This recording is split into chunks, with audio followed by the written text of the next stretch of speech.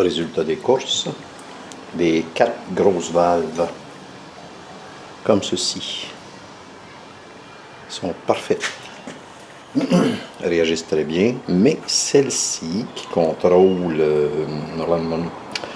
le convertisseur de couple, la barrure du convertisseur de couple, elle me semblait un peu paresseuse. En tout cas, j'entends pas le même bruit. Donc, heureusement, j'en avais 2 autres. J'ai testé les deux. Les deux autres vont nettement mieux que celle-ci. On entend bien le clic qui est fait par le plongeur. Donc, celle-ci, je vais la mettre au rencard et je vais utiliser l'autre. Elle est déjà en place. Donc, tout ce qu'il va me rester à faire, ce sera de remonter le bloc de valve. Le reste est parfait. Fin de cette partie. Donc, une fois que les valves sont testées, il reste les valves électromécaniques. Il reste juste à les remettre en place. Il y en a une qui est normalement basse, normally low, et les 3 autres sont normally high.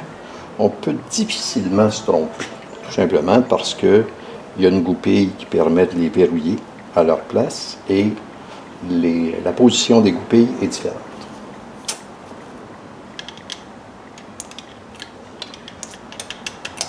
Je vais présenter un exemple ici. Oups, du bon bord, il paraît que ça va bien. Donc, la première,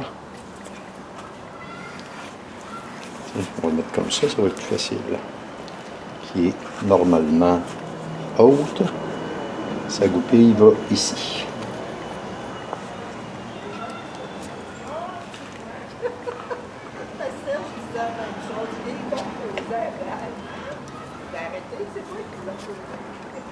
Voilà. Ensuite, deuxième position. Donc, deuxième position, normalement haute aussi. Donc, en fait, la goupille vient s'insérer, je ne sais pas si on le voit bien, là.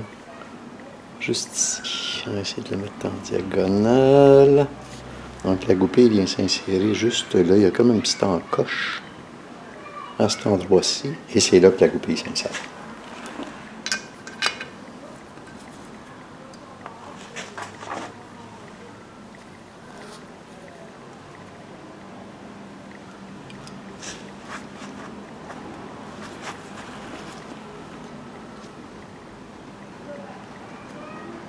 Voilà. La troisième goupille est normalement basse et elle, la goupille s'insère à l'extrémité. Donc, on n'a pas le choix.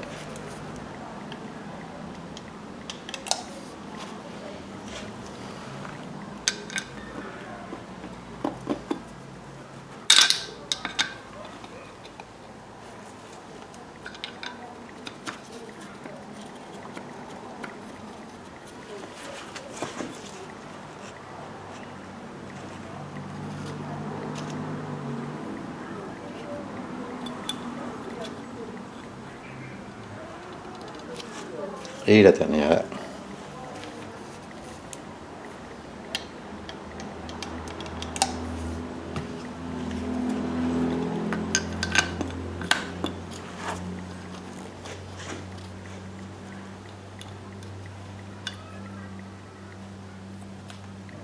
Et voilà.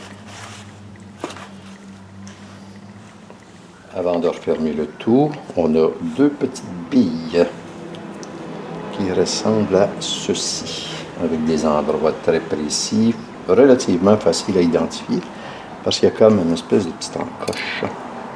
Et de une, les billes sont bien nettoyées, et de deux petites billes, et on termine avec les filtres, qui sont neufs, du nouveau kit que je me suis procuré. La façon que j'ai de retenir la position, ça va assez bien, c'est un peu vulgaire, mais ça va assez bien, c'est le cul par en haut. Et elles sont toutes, les petits fils, c'est-à-dire sont tous comme ça. Le cul par en haut.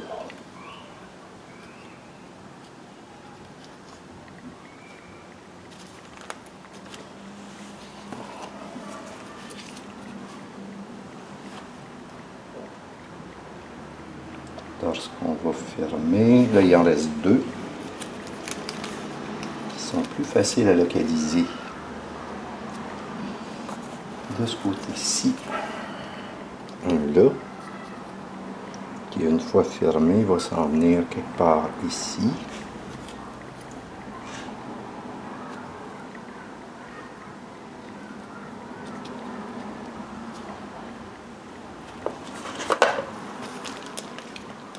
Donc, ils sont plus faciles à localiser sur l'autre partie. Donc, il y en a un là et un autre ici. Donc, où est-ce que ceci va? Parce que c'est plus facile. Donc, il y a un filtre ici. Comme ceci.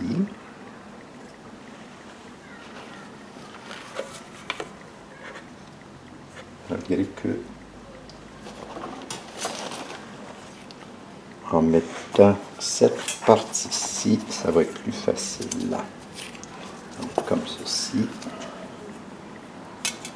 Ça, c'est l'espèce de séparateur qui est au centre. Et puis ça, on va lubrifier un petit peu. Bien nettoyer.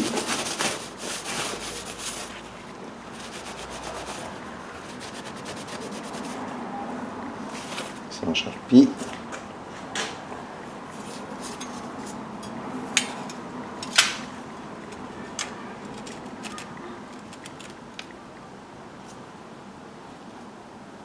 Donc, un filtre qui va ici.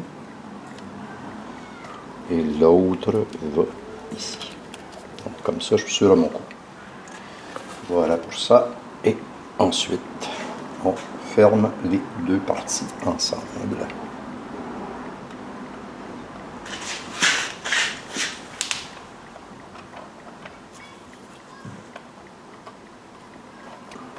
Comme ceci.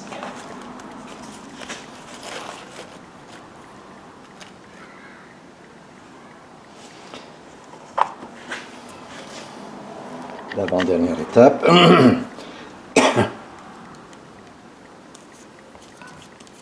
On a deux longues bottes avec des tarots qui justement sont là pour s'assurer qu'on ferme le tout, que l'ensemble ne bouge plus. Donc on ne perd pas ni les billes ni les filtres.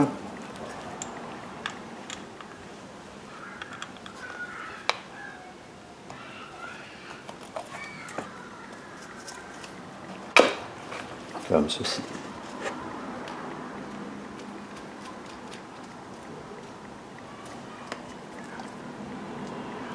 Et voilà, un bloc de valve. Là, demain, je m'arrête. Là, il est rendu presque 5 heures. Je m'arrête.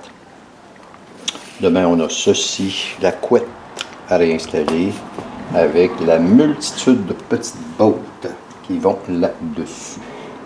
Donc, fin de cette partie. Donc, dernière étape du remontage du bloc de valve. On est mercredi, il est environ 1h30.